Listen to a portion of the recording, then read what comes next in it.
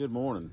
We are going to do a brief go over and review of this Rago, I think it's Rago Fabrication mount that's going to go on the dashboard of my Tundra, and it'll end up holding several RAM ball mounts, so I can put various things on it, such as my iPad, my phone, or maybe a GoPro or something.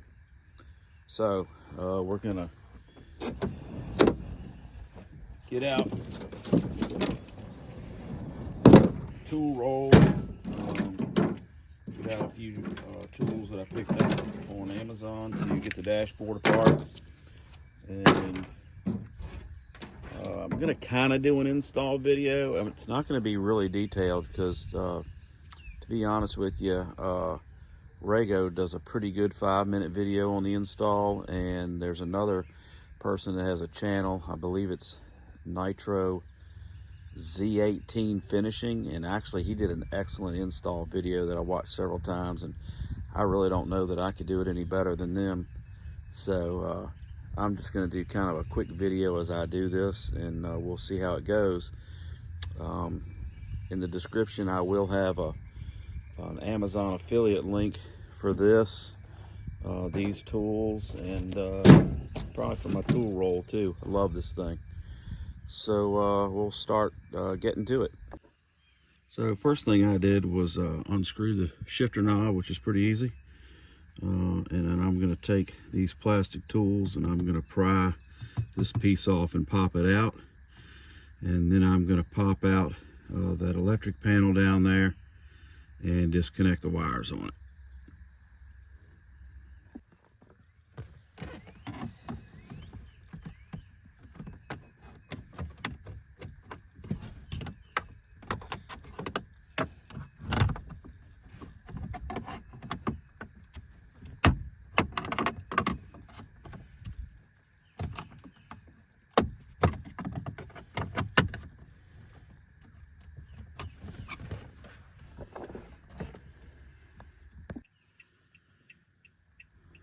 So one of the videos stated that you could just leave this here and get it out of the way. So we're going to try and do that instead of unplugging everything.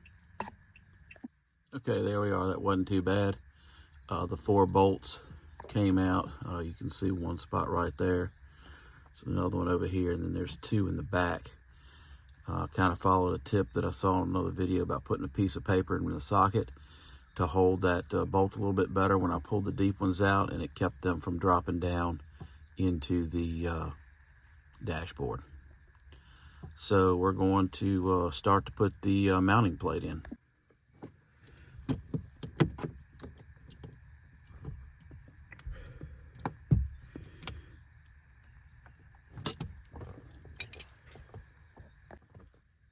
We have the mount in place.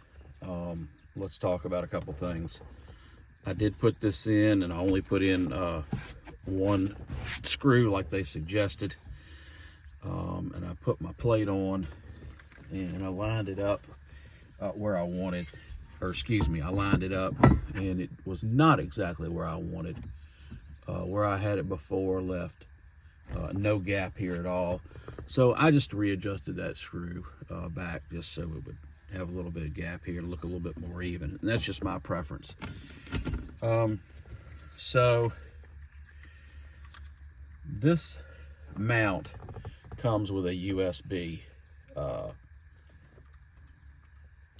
plug, which is something I liked and one of the reasons I bought it. Well, note, when you get this out of the box, it's only as long as it is from here to there. I wish they would put a little more wire there for you, because it needs to go all the way down to the cigarette lighter. And I actually had a friend that works at a radio install shop add this on for me. He, I guess he soldered it, and then he taped it up for me, and he provided me with this extra wire. So if you don't have that option, you're going to have to buy what I would suggest is maybe another 18 inches to 24 inches of wire to add on here. The other issue I have here is there's no hole in this mounting plate for this wire to go through. I thought about leaving out this back bolt and running it through there, but I decided I just didn't want to do that. If I'm on rough roads, I want all 4 mounting screws in there. So I have to decide now where I want to drill the hole that is going to come down here into the dashboard and eventually on down. And I am not going to drill through this plate. I do not have the bits to drill through this plate, so I've got to decide whether I'm going to put it back here or if I'm going to put it somewhere up here, and I haven't really decided yet. But at the end of the day, it's not a big deal because, you know, your plate is going to cover this. Even if I drill it somewhere in that area, it's not going to be seen. I just wish that they had put an extra hole in that mounting plate, but maybe there's a reason they didn't. So Rago also includes these small bolts here that are used to put on the ram balls that you choose. Now, these are really set up for the ones that have the diamond base on it. I have the quad base on it, but it's no big deal. You can see that it still fits well. But if you're going to get this, I would suggest getting the ones that have just the diamond base on it. They'll fit better. But they provide these. They provided 6 of them, so I was able to have enough for three different mounts, which is what I wanted anyway. I want one for iPad, one for iPhone, and another one for GoPro. And as you can see, I have plenty more places to mount them. I can put 1, 2, 3 more on here. Well, really 4.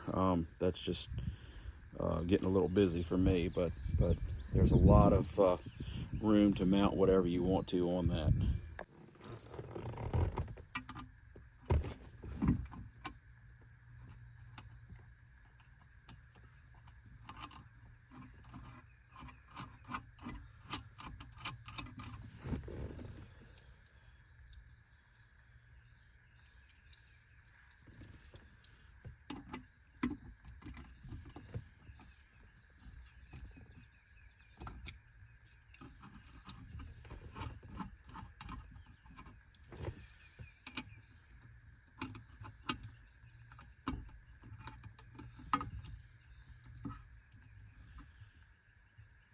All right, we've got it mounted in. Real quick, I already talked about these ram balls. On the wiring, I left a little extra in there, so if I never needed to take this off, I would have some excess wire that I could do whatever I needed to, or get to it to unscrew this port. I put it.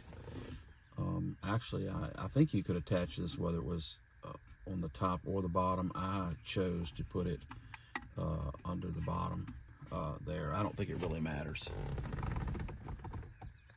So we have this stripped wire coming in from our Rago,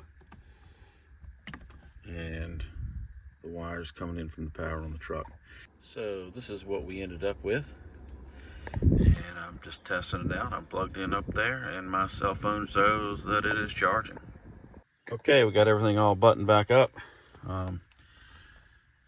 I've still got some RAM extenders on order, but basically that's how that's going to look.